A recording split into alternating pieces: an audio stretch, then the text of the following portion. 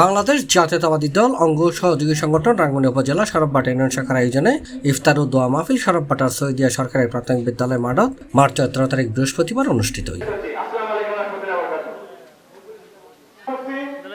এটা প্রধান অতিথি ছিল উপজেলা বিএনপির সদস্য সচিব আবু আহমেদ হাসনাত। প্রধান বক্তা ছিল চট্টগ্রাম উত্তর জেলা যুবদলের সদস্য সচিব এস এম মুরাদ চৌধুরী। সভাপতিত্ব করছি সরববাটা ইউনিয়ন বিএনপির সভাপতি জাহাঙ্গীর সওদাগর।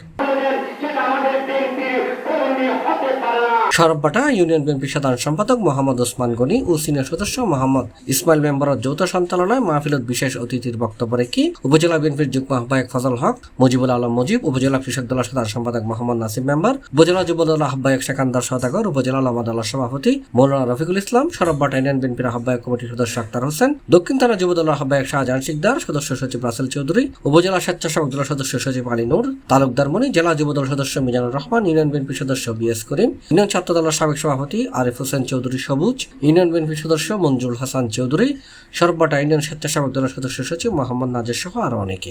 সংস্কার কিন্তু দেশ নায়ক তারেক রহমান 2023 সালের 21শে জুলাই উনি আমাদেরকে অনেক সংস্কারের একটি নীতিমালা দিয়েছেন। হানাহানি, কাদা চুরাচুরি এইগুলো অতিবিলম্বে বন্ধ করুন। কৃতজ্ঞতা জানাচ্ছি যে আপনারা এত কষ্ট করে আমাদের ইফতার মাহফিল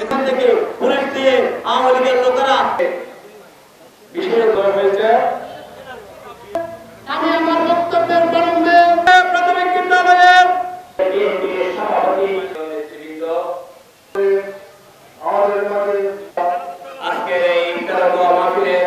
সরববাটা ইউনিয়ন কর্তৃক আয়োজিত দল রাঙ্গুনি উপজেলা শহর বিপ্লবী সদস্য সচিব 57 মাস দীর্ঘ 15-17 বছর আমরা লড়াই সংগ্রাম করেছি, বেশিরভাগ মুক্ত করেছি।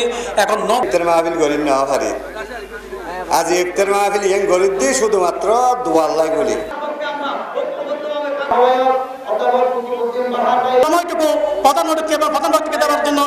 শেষে দোয়া ও মোনাজাতের মাধ্যমে দেশ জাতির শান্তি ও সমৃদ্ধি কামনা করা হয়। C plus TV, Chittagong.